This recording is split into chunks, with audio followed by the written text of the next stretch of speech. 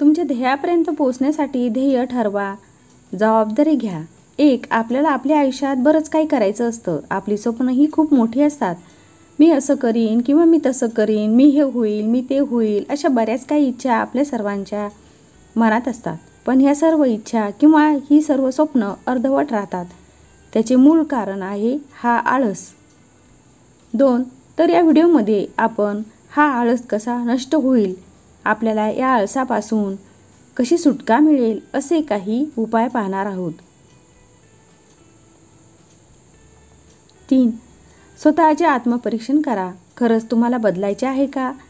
स्वतःला विचारा. 4. मी आळशी आहे, मी असाच राहणार आहे, अशी जर तुमची मानसिकता असेल तर तुम्हाला कोणीच बदलू शकत नाही, देवसुद्धा नाही.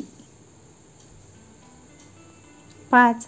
पण जर आळस घालून स्वतःला बदलायचं असेल तर या आळसामुळे तुमचे किती नुकसान झाले आहे त्याचा विचार करा.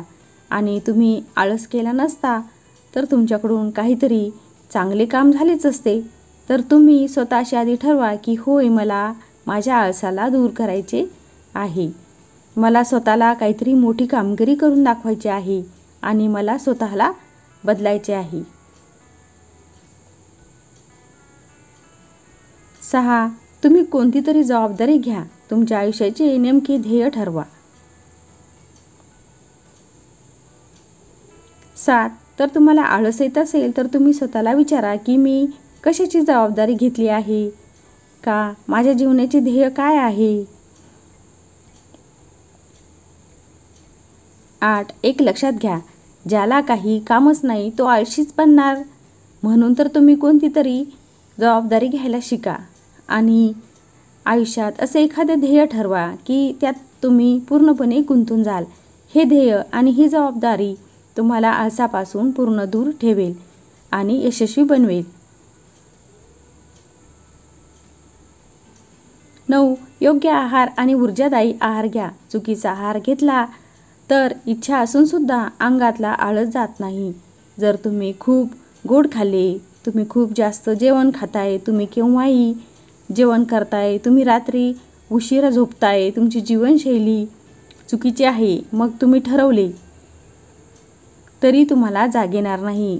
जर तुम्ही सतत बाहेरचे जेवण आणि प्रमाणापेक्षा जास्त जेवण खाल्ले तर तुमच्या अंगातील आळस, सुस्ती कधीच दूर होणार नाही. म्हणून तर तुम्ही काय खाता किंवा सात्विक आहार खाता की नाही हे सुद्धा आळस घालवण्यासाठी खूप महत्त्वाचे आहे.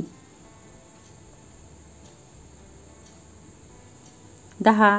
तुम्हाला तुमच्या जीवनात काय करायचे आहे त्याचे नियोजन करा आणि ते पूर्ण करा. मित्रांनो, सुरुवात नेहमी छोट्या ध्येयापासून सुरुवात करा. यशाची सुरुवात पहिल्या पायरीपासून करा. मी माझे हे ध्येय ठराविक दिवसांपर्यंत पूर्ण करणारच आहे असे नियोजन करा. अशी छोटी छोटी ध्येय पूर्ण झाल्यानंतर आपोआप तुम्ही मोठ्या ध्येयाकडे वळता. या मोठ्या ध्येयाला तुम्ही एक ठराविक कालावधी ठरवा. असे नियोजनबद्ध काम केल्याने अंगामध्ये कधीही आळस येत नाही आणि तुम्ही तुमच्या ध्येयापर्यंत सहज पोहोचता.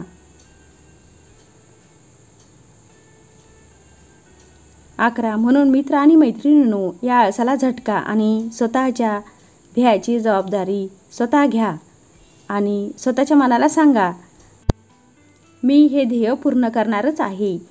मग बघा, तुमच्या जीवनात यश हे आल्याशिवाय राहणार नाही.